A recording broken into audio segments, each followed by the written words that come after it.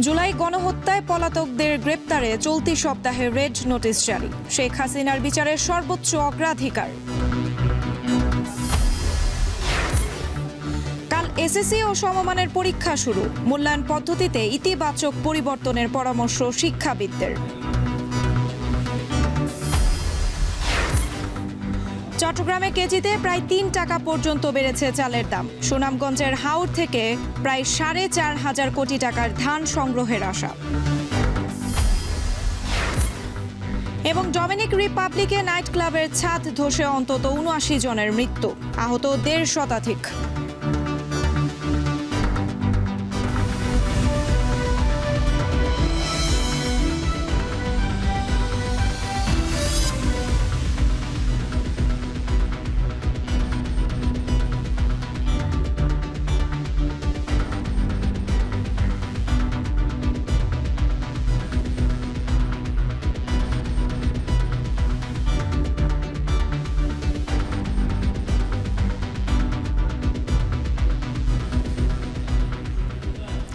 স্বাগত এখন বাণিজ্যে। পুরো আয়োজন জুড়ের সঙ্গে আছি আমি সুমাইয়া রাজি।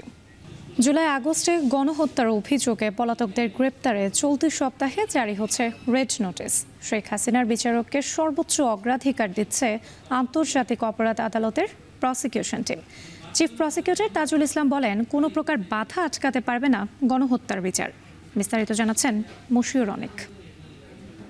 তরতাজা এভিডেন্স আছে, ভিডিও ফুটেজ আছে, অভিযোগ আছে, ছবি আছে, তারপরে জাতিসংঘের রিপোর্টে আছে। এরপরেও গোয়েবলসের পক্ষেও লজ্জা হবে যদি বলে যে এখানে কোনো শিশু মারা যায় না।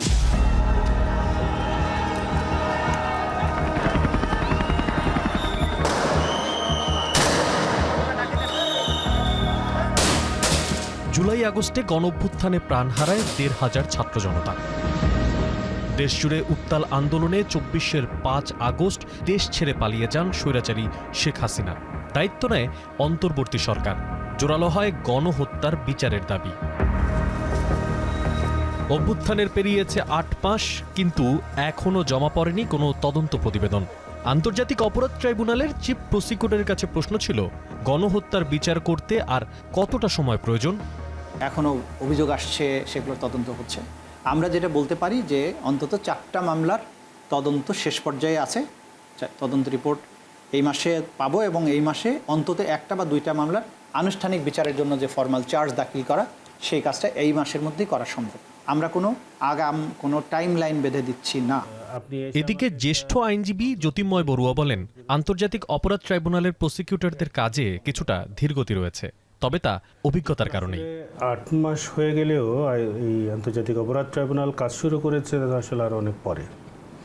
সেটার গঠন, প্রসিকিউটর নিয়োগ প্রত্যেকটাই কিন্তু একটু বিলম্বিতভাবে হয়েছে। যারা নিয়োগ পেয়েছেন তাদের অধিকাংশই হচ্ছে ডিফেন্সের লয়ার হিসেবে কাজ করেছেন ইতিপূর্বে। প্রসিকিউশনের কাজটা তো তাদেরও তো বোঝার ব্যাপার আছে। তো আমার মনে হয় যেখানে কিছুটা অভিজ্ঞতা, কিছুটা হচ্ছে সমন্বয়হীনতা, কিছুটা অনীহা, সব কিছু মিলিয়ে এক ধরনের একটা অচল অবস্থা তৈরি হয়েছে, যে কারণে আমরা আসলে যেটা ভেবেছিলাম যে খুব দ্রুততার সাথে বেশ কিছু হয়তো ট্রায়াল শুরু হয়ে যাবে, সেটা এখনও পর্যন্ত আমরা হতে দেখছি না। হতভাগ্য রিয়া গোপ, নাইমা, এমনকি ৩ বছরের শিশু হত্যার দায় সাবেক প্রধানমন্ত্রীর ওপর। তার মন্ত্রিপরিষদের অনেকেই এখন পলাতক। তাদের গ্রেফতারে চলতি সপ্তাহেই জারি হচ্ছে রেড নোটিশ। তাদের বিরুদ্ধে রেড নোটিশের জারির প্রক্রিয়াটা চলমান আছে। এটা হয়তো আজকালকের মধ্যেই চলে যাবে। যারাই পলাতক আছে তাদের বিরুদ্ধেই এটা যাচ্ছে। সেক্ষেত্রে একটা বড় বিষয় হচ্ছে যে দেশের বাইরে আছে কি নাই অফিসিয়ালি একটা প্রমাণ লাগে। যেমন হাসিনারটা খুব অ্যাপারেন্ট, ইন্ডিয়ার কাছে আছে, এটা স্বীকৃত, কিন্তু ওবায়দুল কাদের কোথায় আছে এটা কিন্তু কোনো সুনির্দিষ্ট না। সেজন্য আমরা ধরে নিচ্ছি যে এরা পলাতক আছে, বিশ্বের বিভিন্ন জায়গায় আছে। এই জন্য ইন্টারপোলের কাছে আমরা এটা দিচ্ছি এবং সেটার প্রক্রিয়া চলমান আছে, যে কোনো সময় এটা চলে যাবে।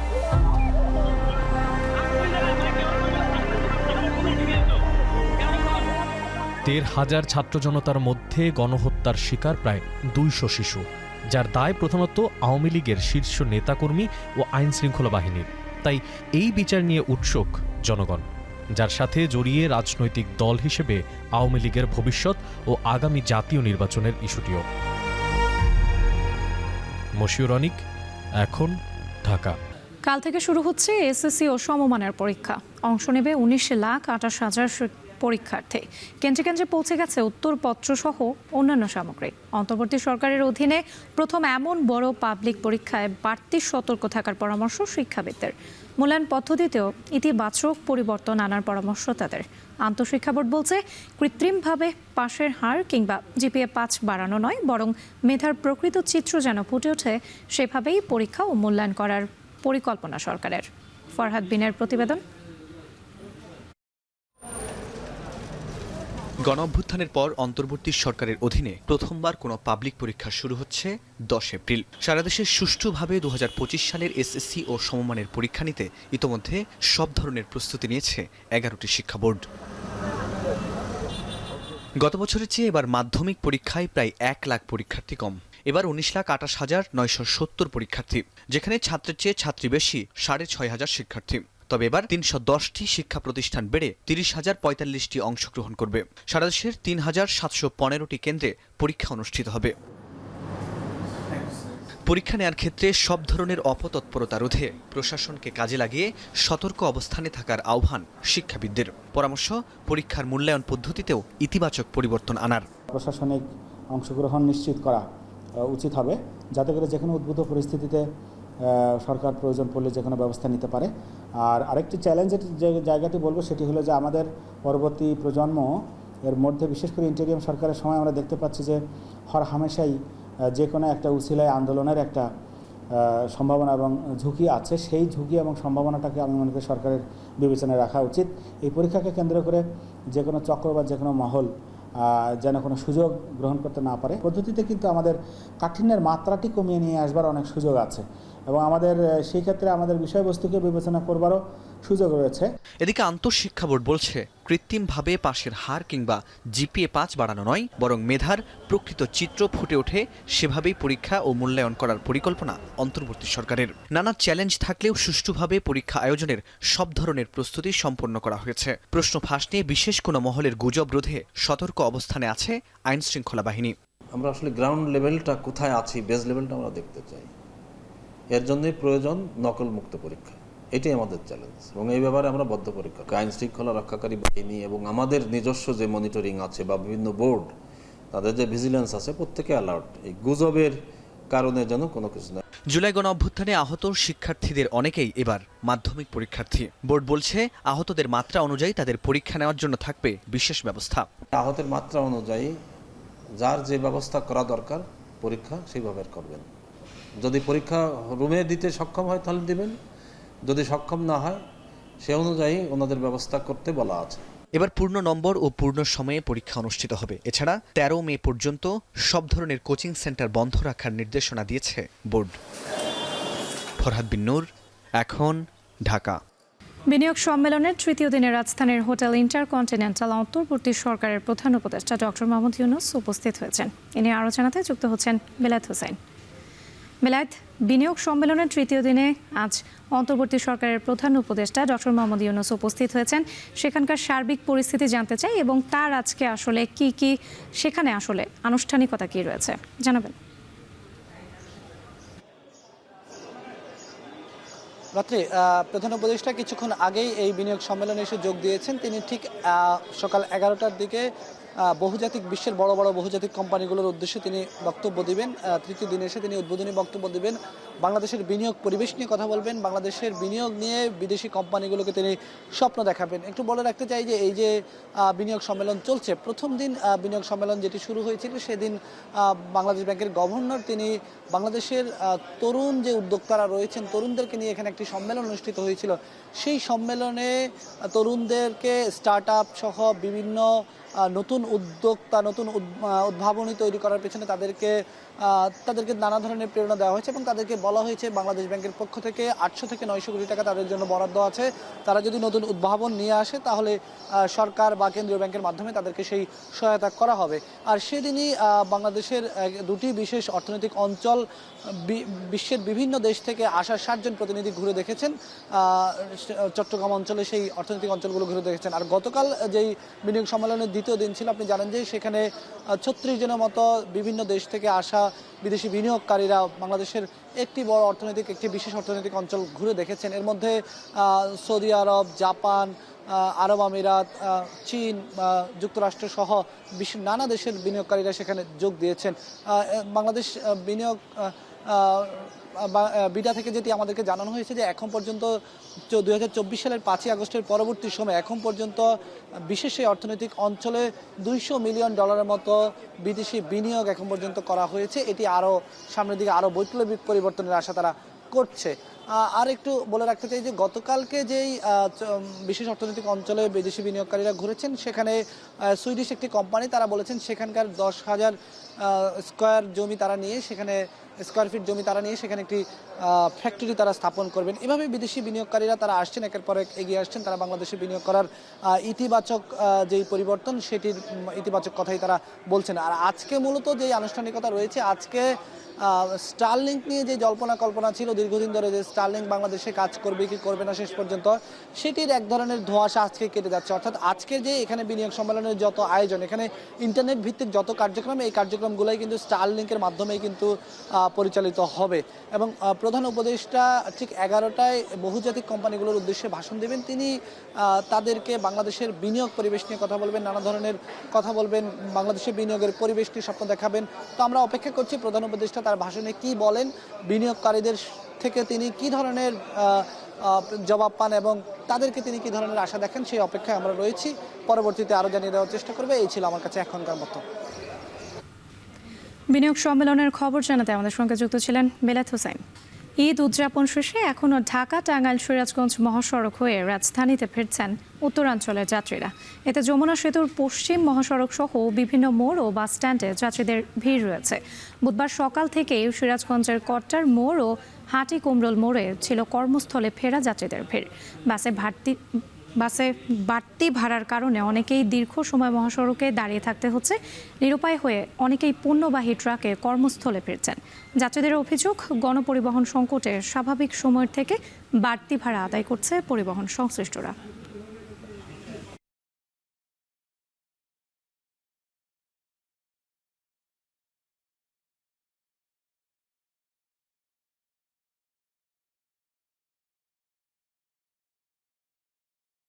সুনামগঞ্জে সোনালী ধানের স্বপ্ন বুনেছেন হাওরের কৃষকরা। চলতি বছর জেলায় উৎপাদিত বোরো ধান এরই মধ্যে কাটতে শুরু করেছেন তারা। আগামী 1 মাস আবহাওয়া অনুকূলে থাকলে 4,500 কোটি টাকার ধান ঘরে তুলবে এই অঞ্চলের কৃষক। লিপসান আহমেদের তথ্য ছবিতে বিস্তারিত। হাওরে মূলত বৈশাখ আসে নতুন ফসলের সুবাসে। হাওরের বাতাসে সোনালী ধানের ঘ্রাণে কিষানের মুখে তাই তো এখন রঙিন হাসি। কাঁচা পাকা ধানের ঘ্রাণ আশা জাগিয়েছে কৃষকের প্রাণে। সোনালী ধানে স্বপ্ন বুনছেন হাওরের কৃষক। চলতি বছর বৈশাখ শুরুর আগেই হাসি মুখে হাওরের ধান কাটতে পেরে খুশি প্রান্তিক কৃষকরা। তাদেরই একজন বিশ্বম্বরপুরের করচার হাওরের কৃষক স্বপন কুমার বর্মন। চলতি মৌসুমে লক্ষাধিক টাকা খরচে বোরো ধানের আবাদ করেছিলেন। প্রাকৃতিক বৈরিতা ছাড়া হাওরের ধান কেটে ঘরে তুলতে পেরে এই কৃষক খুশিতে বিলিয়েছেন মিষ্টি। হাওর জুড়ে আনন্দের বন্যা বইছে, এই কারণেই যে আমরা ধান যে তুলতে পারতেছি, সুন্দরভাবে তুলতে পারতেছি, এই কারণে আমরা আনন্দ সহিত সবাইকে মিষ্টি মুখ করে দিয়েছি। আশা করি যে আমরা এই ধান বিক্রি করে ধান খেয়ে সারা বছর আমরা পরিবার পরিজন নিয়ে জীবনযাপন করবো। বিশ্ব ধান হয়েছে, এই ধান আমরা তুলতে পারলে ঈদের মতন আনন্দ হইয়া নাতি হুতি জিহুত লইয়া মা বাপ লইয়া সবার লইয়া ফুর্তি করে খাইমু। এবছর বান বন্যা জোর তো বান না হলে আমরা মোটামুটি একটু ভালো হয়েছি, বা আমার ফসলও খুব ভালো হয়েছে। কলা কাটা আজকে লাগছে হরে খুব আনন্দিত আমরা ধান কাটার লেগে। ভালো ধান হয়েছে, আমরা শান্তি আলে কাটতাছি। যদি আমরা তুলে নিতাম পারি তবে আমরা বাল বাচ্চা লইয়া সুখে একটা ভাত খাইতাম পারাম। কৃষি সম্প্রসারণ অধিদপ্তর বলছে চলতি বছর সুনামগঞ্জে 2,23,410 হেক্টর জমিতে বোরো ধানের আবাদ হয়েছে, যেখান থেকে চাল উৎপাদনের আশা 9,24,413 মেট্রিক টন, যার আনুমানিক বাজার মূল্য প্রায় 4,500 কোটি টাকা। ঝুঁকি এড়িয়ে ফসল ঘরে তুলতে মাঠ পর্যায়ে সব ধরনের পরামর্শ দেওয়া হচ্ছে। কৃষকদের আমরা পরামর্শ দিয়ে যাচ্ছি যাতে 80% ধান পাকলে ধান কর্তন করে। অনেক সময় দেখা যায় যে কাঁচা ধান কৃষকরা কর্তন করে ফেলে। এই জন্য আমরা বিভিন্ন উপজেলা পর্যায়ে বিভিন্ন অফিসারের মাধ্যমে আমরা প্রচার চালিয়ে যাচ্ছি যাতে 80% ধান পাকলে ধান কর্তন শুরু হয়। সুনামগঞ্জের 137টি হাওরের মধ্যে বিশ্বম্বরপুর, জগন্নাথপুর সহ 4টি উপজেলার 10টি হাওরে এরই মধ্যে ধান কাটা শুরু হয়েছে। বাকি হাওরগুলোয় আনুষ্ঠানিকভাবে ধান কাটা শুরু হবে 1 বৈশাখ থেকে। এখন সুনামগঞ্জ। চলতি বছর নেত্রকোনায় ৫,৫০০ কোটি টাকার ধান উৎপাদন হয়, যার মধ্যে সুগন্ধি ধানের আবাদ হয়েছে অন্তত ৪০০ টন। চলতি বছর এই ধানের সর্বোচ্চ বাজার দর উঠেছে ২১০০ টাকা, যা গত বছরও ছিল ৩,০০০ টাকা পর্যন্ত। দাম কমের কারণ হিসেবে ব্যবসায়ীরা বলছেন, রপ্তানি শুরু না হওয়ায় সুগন্ধি ধানের বাজার নিম্নমুখী। রিফাত আহমেদ রাসেলের প্রতিবেদন।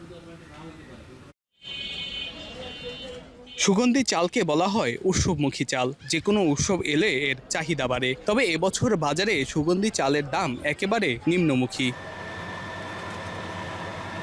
নেত্রকোনায় অন্যান্য চালের মতোই প্রতি বছর চিনিগুড়া, তুলসীমালা, ব্রি ৩৪ ও ৯০ সহ সুগন্ধি চালের আবাদ হয়। তবে গত বছরের অক্টোবরে অর্থাৎ আমন মৌসুমে আকস্মিক বন্যায় ধানের ব্যাপক ক্ষতি হলেও জেলার দুর্গাপুর, কলমাকান্দা ও পূর্বধলায় সুগন্ধি ধানের ভালো ফলন হয়েছে।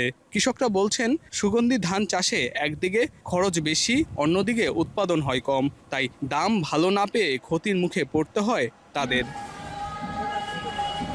মৌসুম শেষ হলেও জেলার অন্যতম বড় ধানের পাইকারি বাজার দুর্গাপুর সহ অন্যান্য হাটগুলোতে মনপ্রতি সুগন্ধি ধানের সর্বোচ্চ বাজার উঠেছে ২১০০ টাকা পর্যন্ত, যা গেল বছর ছিল ৩,০০০ টাকা। কৃষকরা বলছেন, জমিতে ১ মণ ধান উৎপাদনে খরচ হয় ১৮০০ থেকে ২,০০০ টাকা পর্যন্ত। ফলে লোকসান জেনেও ধান বিক্রি করতে বাধ্য হচ্ছেন কৃষকরা। করছিলাম করে লসের মধ্যে জায়গা তো হয়েছে ৮ মণ, এইটা তো হয়েছে ১.৫ মণ। আমরা তো খরচ তো প্রায় মন প্রতি আপনার ২,০০০ টাকা মন খরচই হয়েছে। আমরা তো কৃষক লাভ নাই, লসের দিকে আছে। গত বিয়ে দিচ্ছিলাম বুড়োর আগে দিচ্ছি আপনার ৩,০০০ টাকা ২৫০ টাকা মন দিচ্ছিলাম, দিচ্ছি আপনার বুড়োর করছিলাম। এইটা রেতে মনে হয় যে আপনার ২,০০০ টাকা ১৮০০ টাকা মন দোষর লাগে হাইজেনের দামে। কৃষক এবং যারা মিলার তাদের কাছে প্রচুর চাল ধান এখনো মজুদ আছে বা চাহিদা নাই, বিক্রি করতে পারতেছে এবং বাজারটাও কমে আসছে। কৃষক কিন্তু এইটায় লসে হবে। ব্যবসায়ীরা বলছেন, সুগন্ধি ধানের বাজারের নিয়ন্ত্রণ হয় বিভিন্ন কোম্পানির উপর। কোম্পানিগুলো বর্তমানে ধান সংগ্রহ বন্ধ রাখায় কমেছে দাম। এছাড়া জেলার বেশিরভাগ মিলে উৎপাদন বন্ধ রয়েছে সুগন্ধি ধানের। এই চাল দ্রুত রপ্তানি শুরু না হলে দাম আরও কমবে বলে মনে করছেন ব্যবসায়িক নেতারা। মূল কারণটা হইতেছে, আগে চালটা বাইরে যাইত, এখন ইদানিং এটা বন্ধ আছে। কৃষক ব্যাপক ক্ষতিগ্রস্ত এই ধান নিয়ে, এবং ব্যবসায়ী আমরা যারা আছে আমরাও ক্ষতিগ্রস্ত। এটা তো রপ্তানিমুখী চাউল রপ্তানি হইতেছে না, বিধায় কৃষকরা ন্যায্য মূল্য পাইতেছে না। কারণ অন্য বছর যে আমরা ধানগুলো সাপ্লাই দিতাম, কোম্পানিগুলো নিত, সেই কোম্পানিগুলো এখন রপ্তানিটা মানে আমাদেরকে বন্ধ করে দিচ্ছে। যে আমদানি হয় এটা দেশেই থাকে, মূলত এটার চাহিদা হয়। যদি রপ্তানি হয় দেশের বাইরে যায়, তাইলে এটা আমরাও বেনিফিট পাই, কৃষকরাও বেনিফিট। এদিকে জেলায় গেল আমন মৌসুমে অভ্যন্তরীণ আমন সংগ্রহ অভিযান ২০২৪-২৫ শেষ হলেও সরকারি গোদামে ধান এসেছে অর্ধেক। সিদ্ধ কিংবা আতপ কোনো চালই লক্ষ্য পূরণ করতে পারেনি সরকারি খাদ্য গোদামগুলো। যদিও এ ব্যাপারে ক্যামেরার সামনে কথা বলতে রাজি হয়নি জেলা খাদ্য নিয়ন্ত্রক।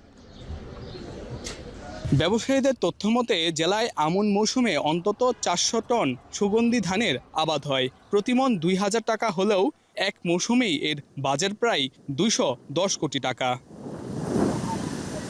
রিফাত আহমেদ রাসেল, এখন নেত্রকোনা। চট্টগ্রামের বাজারে মিনিকেট সহ কয়েক ধরনের চালের দাম বেড়েছে। এ নিয়ে আরও জানাতে চট্টগ্রামের পাহাড়তলী বাজার থেকে যুক্ত হয়েছেন শোয়েব রহমান। শোয়েব, চালের দাম বাড়ার কারণ কি? বিক্রেতাদের সঙ্গে আপনার কথা হয়েছে কিনা? তারা আসলে কি বলছেন এ বিষয়ে? রাত্রি মূলত ৪ ধরনের চালের দাম কেজিতে ৫ টাকা পর্যন্ত বেড়েছে। এর মধ্যে সবচেয়ে বেশি যেই ধরনের চাল সাধারণ মানুষ ভোগ করে থাকেন, সেই ধরনের চালগুলোরই দাম কিছুটা বেড়েছে। এর মধ্যে রয়েছে নাজিরশাইল, জিরাশাইল, মিনিকেট এবং কাটারি আতপ, এবং এই ৪ ধরনের চালে প্রতি কেজিতে ৫ টাকা পর্যন্ত করে দাম বেড়েছে। এবং এই দাম বাড়ার পেছনে যারা মিল মালিকরা রয়েছেন, তারা যেটি বলছেন যে মূলত এই সময়টাতে আসলে মৌসুমের শেষ, অর্থাৎ আমনের যে মৌসুম, আমনের মৌসুমটি এখন শেষের পর্যায়ে, এবং নতুন যে বোরো মৌসুম, সেই বোরো মৌসুমের চাল এখনও বাজারে আসতে শুরু করেনি, এবং এই কারণে মূলত এই ৪ ধরনের চালের দাম কিছুটা বাড়ছে বলে কিন্তু মিল মালিকরা দাবি করছেন। তবে চট্টগ্রামে যারা আড়তদার এবং দোকানি যারা রয়েছেন, তারা সেই বক্তব্যের সঙ্গে একমত হতে পারছেন না। বিশেষ করে বাজারে যে পরিমাণ চালের সরবরাহ রয়েছে এবং ভারতীয় চাল যে পরিমাণ আমদানি হয়েছে, সেই জায়গা থেকে তারা বলছেন যে বাজার এই যে ৫ টাকা করে বেড়েছে, প্রতি কেজিতে, সেটি আসলে অনেকটা অস্বাভাবিক। বিশেষ করে যে চালগুলোর কথা বললাম সেগুলোর সঙ্গে যদি তুলনা করি ভারতীয় চাল, যেখানে দেশি নাজির চাল 88 থেকে 90 টাকায় বিক্রি হচ্ছে, সেখানে ভারতীয় নাজির চাল বিক্রি হচ্ছে 72 টাকায়, এবং দেশি কাটারি আতপ যেখানে বিক্রি হচ্ছে 88 থেকে 90 টাকায়, সেখানে ভারতীয় কাটারি আতপ বিক্রি হচ্ছে 72 টাকায়। এছাড়া মিনিকেট দেশি 70 থেকে 75 এবং ভারতীয় যেটি রয়েছে সেটি 60 টাকা দরে বিক্রি হচ্ছে। ব্যবসায়ীরা বলছেন যে প্রচুর পরিমাণে ভারতীয় চাল আমদানি হয়েছে এবং পর্যাপ্ত সরবরাহ রয়েছে, কিন্তু আসলে মূলত কী কারণে দাম বাড়ছে সেটি মূলত এখন প্রশাসনকেই আসলে তদারকি করে বের করতে হবে। তারা বলছেন যে পর্যাপ্ত সরবরাহ থাকার পরেও বাজারে সেই ধরনের তদারকি না থাকার কারণে মূলত দাম কিছুটা বেড়েছে। তবে অন্যান্য যেই মোটা চাল রয়েছে সেই সকল মোটা চালের দাম কিন্তু অনেকটা সাধ্যের মধ্যে বা স্থিতিশীল রয়েছে বলে ব্যবসায়ীরা জানিয়েছেন, এবং বলছেন যে চালের কিন্তু সরবরাহে কোনো ধরনের সংকট নেই এবং প্রচুর পরিমাণে দেশি চাল আসছে এবং সেই সাথে ভারতীয় চালও আসছে। এবং আমরা দেখেছি চট্টগ্রামের পাহাড়তলিতে যে সকল আড়তগুলো রয়েছে প্রতিটি আড়তেই কিন্তু দেশি চালের পাশাপাশি পর্যাপ্ত পরিমাণে ভারতীয় চাল রয়েছে। আপনি যেই পাশে যে চালগুলো দেখতে পাচ্ছেন কিছুটা কালো রঙের বস্তায় যে চালগুলো দেখা যাচ্ছে সেগুলো কিন্তু ভারতীয় চাল। এভাবে প্রতিটি আড়তেই কিন্তু ভারতীয় চাল রয়েছে। এবং আমরা যারা দোকানি রয়েছে তাদের সাথে কথা বলেছি, তারা আরেকটি বিষয় যেটি বলছেন যে কিছু কর্পোরেট কোম্পানি রয়েছে যারা মূলত চালগুলো মজুত করেন এবং সেই মজুত করে তারা তাদের সুবিধা মতো সময়ে কিন্তু বাজারে ছাড় করেন, এবং তারা এই যে মজুত করেন সেই মজুতের কারণেই কিন্তু মূলত চালের দামে কিছুটা প্রভাব পড়ে। তো সরকার যদি সেই বিষয়গুলোতে তদারকি করে সেই ক্ষেত্রে চালের দাম যে কিছুটা বেড়েছে সেটি নিয়ন্ত্রণে চলে আসবে বলে ব্যবসায়ীরা মনে করছেন। রাত্রি। চট্টগ্রামের চালের বাজার থেকে যুক্ত ছিলেন শোয়েব রহমান। বিভিন্ন থানার মামলায় গ্রেপ্তার দেখাতে আদালতে আনা হয়েছে সালমান এফ রহমান, শাহজাহান খান, দীপুমণি, আনিসুল হক, আমির হোসেন আমু, হাজি সেলিম, সাবেক 2 আইজিপি শহীদুল হক ও আব্দুল্লাল মামুন সহ 8 জনকে। সেখানে আছেন রাব্বি হোসেন, যুক্ত হচ্ছে তার সঙ্গে।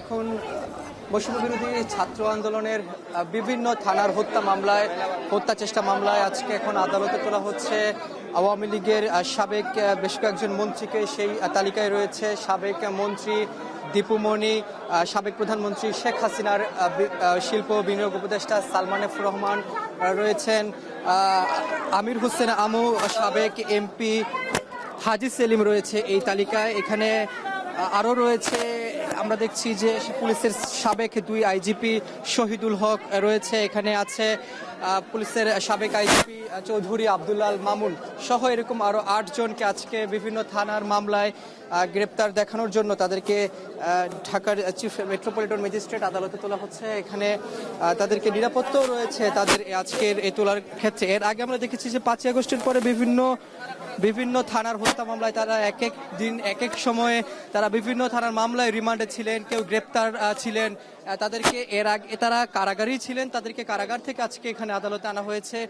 এখন তাদেরকে ধীরে ধীরে আদালতে এজলাসে তোলা হচ্ছে। এবং এখানে আমরা দেখেছি যে মোহাম্মদপুর ছাড়াও যাত্রাবাড়ি থানার একাধিক মামলায় তাদেরকে আজকে আসলে গ্রেপ্তার দেখানোর জন্য এখানে আদালতে তোলা হচ্ছে। তবে রিমান্ড শুনানি হবে কিনা সেই বিষয়টি এখন পর্যন্ত আমরা জানতে পারিনি। তবে আদালতে তোলার পর সেখানে শুনানি কে করেন, এর আগেও আওয়ামী লীগের এই নেতাকর্মীদের বিরুদ্ধে তাদের আইনজীবীরা দাঁড়িয়েছিলেন।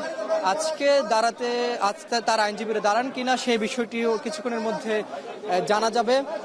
এছাড়া এখানে রাষ্ট্রপক্ষের আইনজীবীরা রয়েছেন, তারাও আদালতের কাছে এর আগেও বারবার বলেছেন যে বিভিন্ন থানার মামলায় তাদেরকে নতুন করে গ্রেপ্তার দেখানো প্রয়োজন, যেহেতু কয়েক হাজার ছাত্র জনতা হত্যার শিকার হয়েছে, অনেকে এখনো আহত অবস্থায় হাসপাতালে ভর্তি রয়েছেন, হত্যা মামলা হয়েছে, হত্যা চেষ্টা মামলা হয়েছে, কয়েকশো মামলা হয়েছে আওয়ামী লীগের নেতাকর্মীদের বিরুদ্ধে, শেখ হাসিনার বিরুদ্ধে হয়েছে। সবচেয়ে বেশি শেখ হাসিনার পরে মামলা হয়েছে সাবেক আইজিপি চৌধুরী আব্দুল্লাল মামুনের নামে। এবং এই বিষয়গুলো আসলে রাষ্ট্রপক্ষের আইনজীবীরা বলছেন যে তাদেরকে নতুন মামলাও আসলে গ্রেপ্তার দেখানো প্রয়োজন। এবং এখানে রাষ্ট্রপক্ষের যারা আইনজীবী রয়েছেন তারাও এখানে বিচারকের কাছে বারবার আসলে এই তদন্তকারী কর্মকর্তারা যেহেতু তাদেরকে নতুন মামলায় গ্রেপ্তার দেখানোর আবেদন করছেন, আবার রিমান্ডের আবেদন করছেন। এক একজনে আমরা দেখেছি এর আগে 20 দিন, 30 দিন, 40 দিন, 45 দিন করে তারা বিভিন্ন দফায় আসলে রিমান্ডে ছিলেন। রিমান্ডে অনেকে গ্রেপ্তার দেখিয়ে নতুন মামলা গ্রেপ্তার দেখানো হচ্ছে। তবে এখন পর্যন্ত কোনো মামলারই অগ্রগতি কতটুকু হয়েছে এই বিষয়টিও আইনজীবীরা আসলে আদালতের কাছে তুলে ধরছেন। এই বিষয়গুলো শুনানি শুরু হলে আরো জানা যাবে কতদিনে তাদের রিমান্ড দেওয়া হয় কিনা বা কোন কোন মামলা তাদেরকে গ্রেপ্তার দেখানো হয়। এই ছিল আমার কাছে সবশেষ খবর আদালত থেকে। বিভিন্ন থানার মামলায় গ্রেপ্তার দেখাতে আদালতে আনা হয়েছে সালমান এফ রহমান, শাহজাহান খান, দীপু মনি সহ ৮ জনকে। সেখান থেকে যুক্ত ছিলেন রাব্বি হোসেন। খুলনায় ইসরায়েলি পণ্য ও প্রতিষ্ঠান সন্দেহে বাটা কেএফসি ডমিনোজের শাখা ভাঙচুর ও লুটপাটের ঘটনায় 3টি আলাদা মামলা হয়েছে। এসব মামলায় অজ্ঞাতনামা আসামি করা হয়েছে প্রায় ২৯০০ জনকে।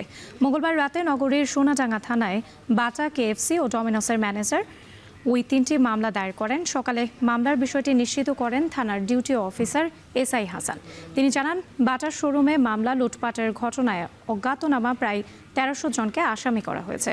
এছাড়া কেএফসি ও ডমিনোজের শাখা ভাঙচুরের ঘটনায় আরও প্রায় ১৬০০ জনকে অজ্ঞাত আসামি করা হয়েছে।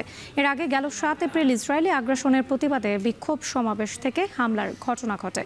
পরে সিসিটিভি ক্যামেরার ফুটেজ, ছবি ও ভিডিও পর্যবেক্ষণ করে এ পর্যন্ত ৩১ জনকে আটক করেছে পুলিশ।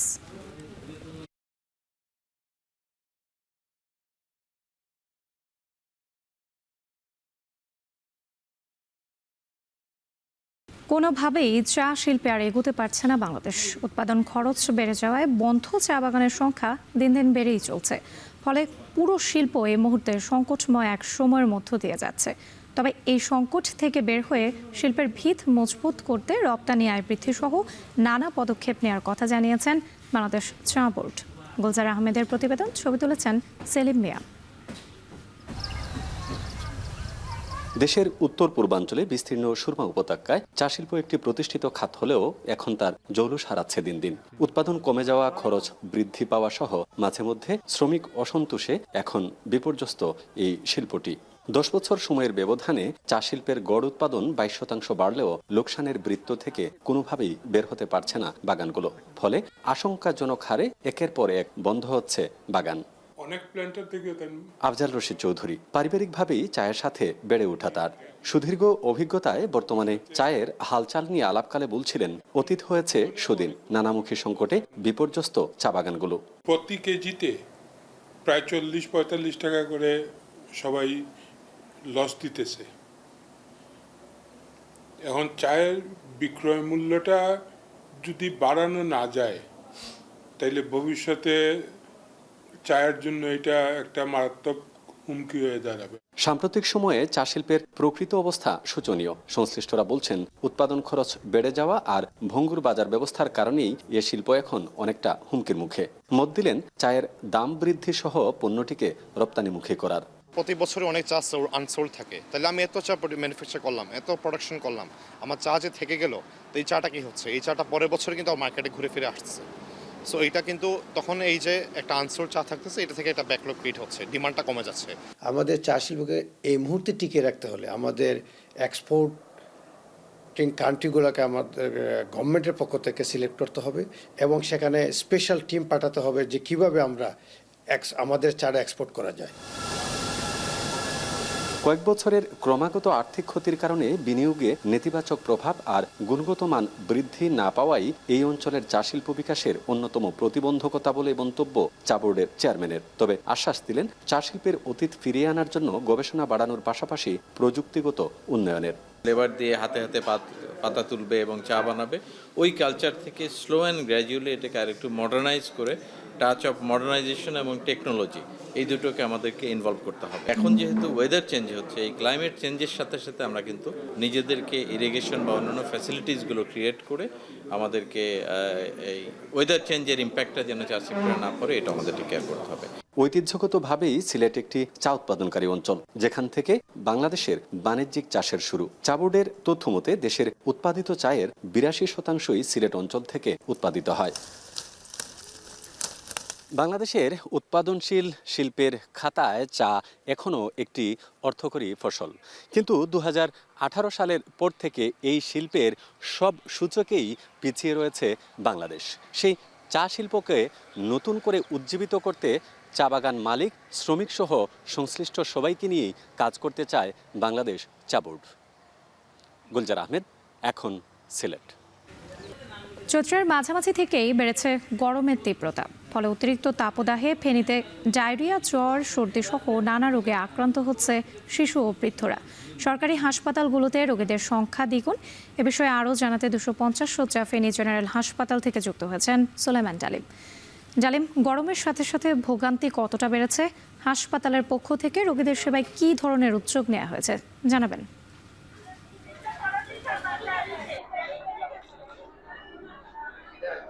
রাত্রে আমরা যদি গত 3 দিনের তাপমাত্রার পরিসংখ্যান দেখি, এর মধ্যে গত 7 তারিখ ফেনীতে তাপমাত্রা ছিল 37.6 ডিগ্রি সেলসিয়াস, যেটি দেশের সর্বোচ্চ তাপমাত্রা ছিল। এরপর গতকালকে তাপমাত্রা ছিল 36.0 ডিগ্রি সেলসিয়াস এবং আজকেও 34 থেকে 36 ডিগ্রির মধ্যে ওঠানামা করছে। এই তাপমাত্রার কারণে ফেনীতে কিন্তু যে গরম, সেই পরিস্থিতি অসহনীয় আকার ধারণ করেছে, যার ফলশ্রুতিতে একদম শিশু থেকে বৃদ্ধ সব শ্রেণীর মানুষ কিন্তু ডায়রিয়া, জ্বর, সর্দি সহ বিভিন্ন ধরনের রোগে আক্রান্ত হচ্ছে। আমরা আজকে ফেনী সদর হাসপাতালে সকাল থেকে এসে যেটি দেখেছি যে হাসপাতালে 250 শয্যা রয়েছে হাসপাতালটিতে, কিন্তু রোগী ভর্তি রয়েছে 550 থেকে 600 রোগী। অর্থাৎ যেটি বলা যায় যে রোগী যে হাসপাতালে ভর্তির যে সংখ্যা, সেটি কিন্তু দ্বিগুণেরও বেশি রয়েছে। সব মিলিয়ে আমরা এখন যেখানটায় দাঁড়িয়ে আছি, এটি হচ্ছে যে ফেনী জেনারেল হাসপাতালের ডায়রিয়া ওয়ার্ড। এই ডায়রিয়া ওয়ার্ডে 17টি শয্যা রয়েছে। এই 17টি শয্যার বিপরীতে এখানে কিন্তু আজকেও রোগী রয়েছে 45 জন। আমরা কথা বলেছি চিকিৎসকদের সাথে। চিকিৎসকরা আমাদেরকে যেমনটি জানিয়েছেন যে হঠাৎ করেই অতিরিক্ত যে গরমের কারণে কিন্তু শিশুদের মধ্যে ডায়রিয়া এবং অন্যান্য রোগ ছড়িয়ে পড়ছে। এছাড়াও কিন্তু জ্বর, সর্দি এবং কাশি, অন্যান্য যেসব রোগ রয়েছে সেসব ছড়িয়ে পড়েছে। চিকিৎসকরা যেটি বলছেন যে অতিরিক্ত যেসব রোগী, যার কারণে তারা কিন্তু চিকিৎসা দিতে হিমশিম খেতে হচ্ছে। অপরদিকে রোগীরা তারা যেমনটি বলছেন যে সরকারি হাসপাতালগুলোতে ভর্তি হয়ে তাদের যে সেবা পাওয়ার কথা, সেই ধরনের কাঙ্ক্ষিত সেবা কিন্তু তারা পাচ্ছেন না। সারাদিনে একবার কোনো রকমের চিকিৎসকের দেখা পেলেও আর কিন্তু চিকিৎসকের দেখা তেমনটি পাচ্ছেন না। রয়েছে অপরদিকে ফেনী জেনারেল হাসপাতালের আবাসিক যে চিকিৎসক কর্মকর্তা রয়েছে, আমরা কথা বলেছি তার সাথে। তিনি আমাদেরকে যেমনটি জানিয়েছেন যে হাসপাতালের পক্ষ থেকে, সরকারি পক্ষ থেকে যতটুকু সুযোগ সুবিধা দেওয়ার কথা, তারা কিন্তু সেই সুযোগ সুবিধা দিয়ে রোগীদের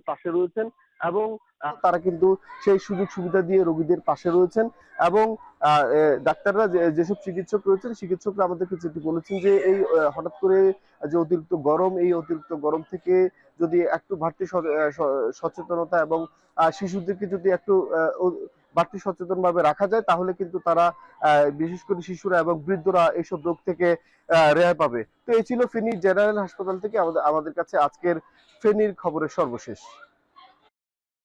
গরমের তীব্রতার কারণে ফেনীর হাসপাতালগুলোতে বেড়েছে রোগীদের সংখ্যা। এ নিয়ে বিস্তারিত জানাতে আমাদের সঙ্গে যুক্ত ছিলেন সুলাইমান ডালিম। নির্মাণের এক যুগেও চালু হয়নি ঢাকার ধামরাইয়ের অর্থোপেডিক্স হাসপাতাল, ট্রমা সেন্টার। সড়ক দুর্ঘটনায় আহত রোগীদের তাৎক্ষণিক সেবার কথা মাথায় রেখে নির্মাণ করা হয় হাসপাতালটি। তবে দীর্ঘদিনেও হাসপাতালটি চালু না হওয়ায় হতাশ স্থানীয় বাসিন্দারা। সহকর্মী হুমায়ুন কবিরের প্রতিবেদন। ঢাকা আরিচা মহাসড়ক দিনরাত সমানে চলে দেশের দক্ষিণ পশ্চিমাঞ্চলের জেলাগুলোর যানবাহন। ব্যস্ততম এই সড়কে প্রায়ই ঘটে দুর্ঘটনা, ঘটে প্রাণহানিও। আহতদের মধ্যে পঙ্গুত্ব বরণ করতে হয় অনেককে।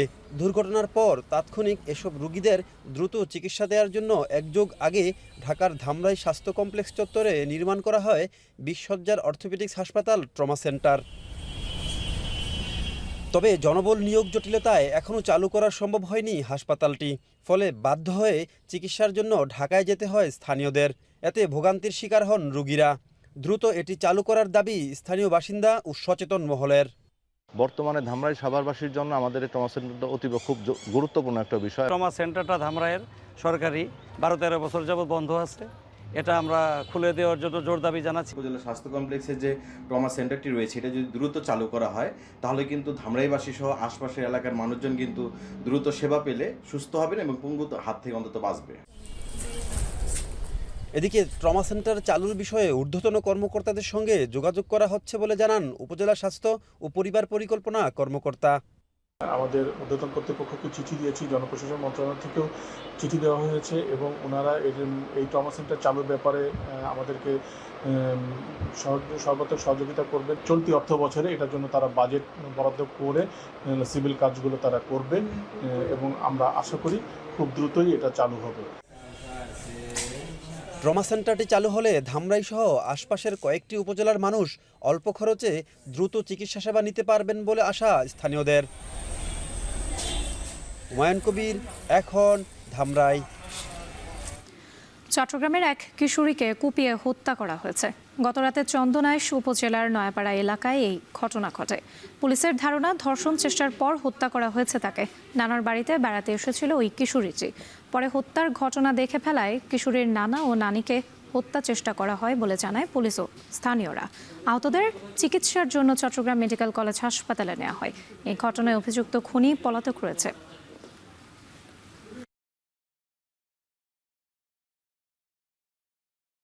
ক্যারিবীয় দেশ ডমিনিকান রিপাবলিকে নাইট ক্লাবের ছাদ ধসে প্রাণ গেছে কমপক্ষে 98 জনের, আহত 200-র বেশি। দুর্ঘটনায় 12 ঘন্টা পেরিয়ে গেলেও এখনও ধ্বংসস্তূপে আটকে শতাধিক মানুষ। এই ঘটনায় 3 দিনের রাষ্ট্রীয় শোক ঘোষণা করেছেন দেশটির প্রেসিডেন্ট। বিস্তারিত জানাচ্ছেন নুসরাত কামাল। রাতের গভীরতা বাড়ার সাথে সাথে প্রাণবন্ত হয়ে উঠছিল জেট সেট নাইট ক্লাব। আনন্দ ম্লান হলো মুহূর্তেই যখন মাথার ওপর আক্ষরিক অর্থেই ভেঙে পড়ে ঝলমলে ক্লাব রূপ নিল ধ্বংসস্তূপ আর কালো কুঠুরিতে। ক্যারিবীয় দেশ ডোমিনিকান রিপাবলিকের রাজধানী জাতিসংঘের বিশ্ব ঐতিহ্য খ্যাত নগরী সান্তো ডোমিঙ্গোতে এ দুর্ঘটনা ঘটে স্থানীয় সময় মঙ্গলবার মধ্যরাতে। দুর্ঘটনার সময় কনসার্ট চলছিল আইকনিক ক্লাবটিতে। উপস্থিত ছিল 300-র বেশি মানুষ। এ ঘটনায় নিহতদের মধ্যে রয়েছেন প্রাদেশিক গভর্নর। ধ্বংসস্তূপ থেকে উদ্ধার করে হাসপাতালে নিয়ে যাওয়ার পথে মারা যান সাবেক এক বেসবল তারকা। নিখোঁজ অনেকে। ঘড়ির কাঁটার সঙ্গে পাল্লা দিয়ে ধ্বংসস্তূপ থেকে জীবিতদের উদ্ধারের চেষ্টা করছেন প্রায় 400 স্বেচ্ছাসেবক। En el caso de la intervención que estamos realizando en estos momentos, el jefe de operaciones nuestra, Olivares, está interviniendo 5 puntos, de los cuales 3 দুর্ঘটনার কারণ এবং দুর্ঘটনার সময় ক্লাবে উপস্থিত মানুষের প্রকৃত সংখ্যা এখনও স্পষ্ট নয়। দেশের অন্যতম জনপ্রিয় বিনোদন কেন্দ্রে এমন দুর্ঘটনা আর বিপুল প্রাণহানিতে হতবাক পুরো দেশ। 3 দিনের রাষ্ট্রীয় শোক ঘোষণা করেছেন ডোমিনিকান রিপাবলিকের প্রেসিডেন্ট লুইস আবিনাদের। 1973 সাল থেকে চালু জেট সেট নাইট ক্লাব বিনোদন কেন্দ্র হিসেবে ডোমিনিকান রিপাবলিকে জনপ্রিয়তার শীর্ষে অনেক দিন ধরেই। নিয়মিত স্থানীয় ও আন্তর্জাতিক শিল্পীদের নিয়ে কনসার্ট হতো ক্লাবটিতে। 50 বছরের বেশি পুরনো ভবনটির নিরাপত্তা শেষ কবে পরীক্ষা করেছিল কর্তৃপক্ষ অজানা সে তথ্য। নুসরাত কামাল, এখন বিশ্ব। অবশেষে চীনা পণ্যে কার্যকর হলো যুক্তরাষ্ট্রের 104% শুল্ক। একই সঙ্গে কার্যকর হলো 7টি দেশের উপর আরোপিত মার্কিন শুল্ক। ট্রাম্পের শুল্ক বৃদ্ধির হুমকিকে পাত্তাই দিল না চীন। প্রতিশোধমূলক শুল্ক প্রত্যাহারে চীনকে সময় বেঁধে দিয়েছিলেন মার্কিন প্রেসিডেন্ট।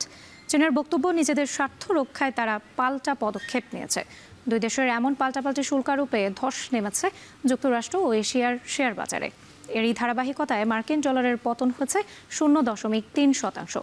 অপরিশোধিত তেলের দাম কমেছে ব্যারেল প্রতি 1.85%। শুল্ক থেকে মুক্তির জন্য এরই মধ্যে 60টির বেশি দেশ যুক্তরাষ্ট্রের সঙ্গে যোগাযোগ করেছে। তবে নিকট ভবিষ্যতে ট্রাম্প তার শুল্ক নীতি থেকে সরছেন না বলে জানান মার্কিন বাণিজ্যমন্ত্রী। ভয়াবহ বন্যা আর টর্নেডোর আঘাতে ক্ষত বিক্ষত যুক্তরাষ্ট্র। প্রবল দুর্যোগপূর্ণ আবহাওয়ায় মৃতের সংখ্যা বেড়ে দাঁড়িয়েছে অন্তত 25 জনে। 4 দিনে 250 মিলিমিটারের বেশি বৃষ্টিপাত রেকর্ড করা হয়েছে দেশের বিস্তীর্ণ অঞ্চলে। 7 দিনে আঘাত হেনেছে 150-র বেশি টর্নেডো। 90টির বেশি টর্নেডো আঘাত হেনেছে মিসিসিপি, অ্যালাবামা, জর্জিয়া, ফ্লোরিডা সহ 10 অঙ্গরাজ্যে। অন্যদিকে মুষলধারে বৃষ্টির প্রভাবে ফুলে ফেপে উঠেছে একের পর এক নদী। ঝড় শেষ হলেও চলছে স্মরণকালের অন্যতম ভয়াবহ বন্যা। টেনেসি, আরকানসাস ও ইন্ডিয়ানার আংশিক সহ বন্যার কবলে 11টি অঙ্গরাজ্য। জারি রয়েছে উচ্চ সতর্কতা। 4 দিনে গড়ে 254 মিলিমিটার বৃষ্টিপাত রেকর্ড করেছে মার্কিন আবহাওয়া বিভাগ।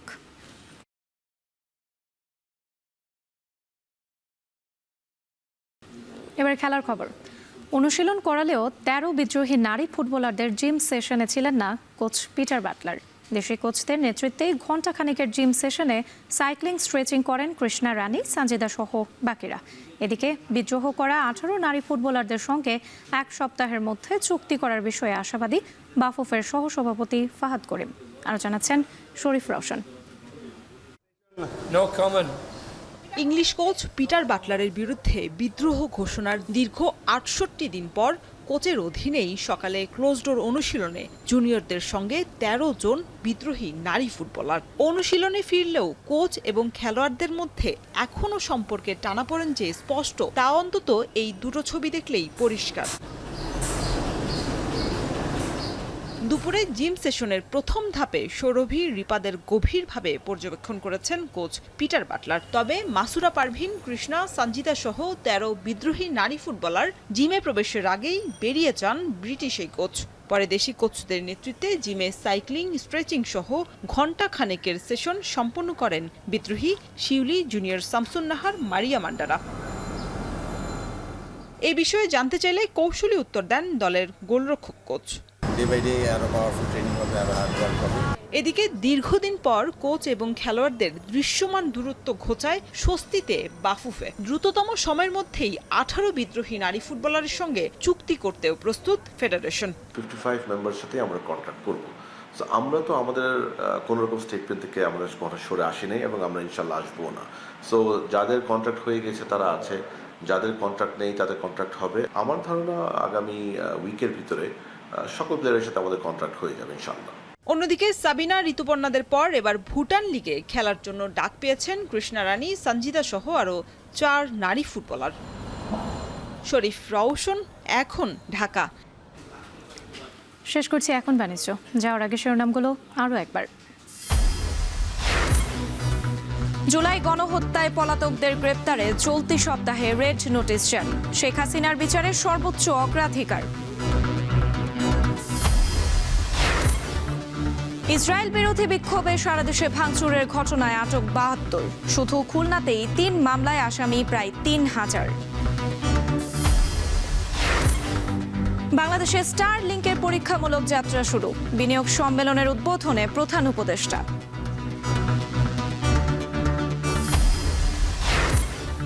কাল এসএসসি ও সমমানের পরীক্ষা শুরু। মূল্যায়ন পদ্ধতিতে ইতিবাচক পরিবর্তনের পরামর্শ শিক্ষাবিদদের।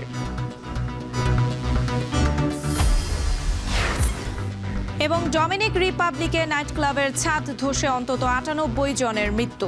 আহত 2 শতাধিক, ধ্বংসস্তূপে আটকা শতাধিক মানুষ।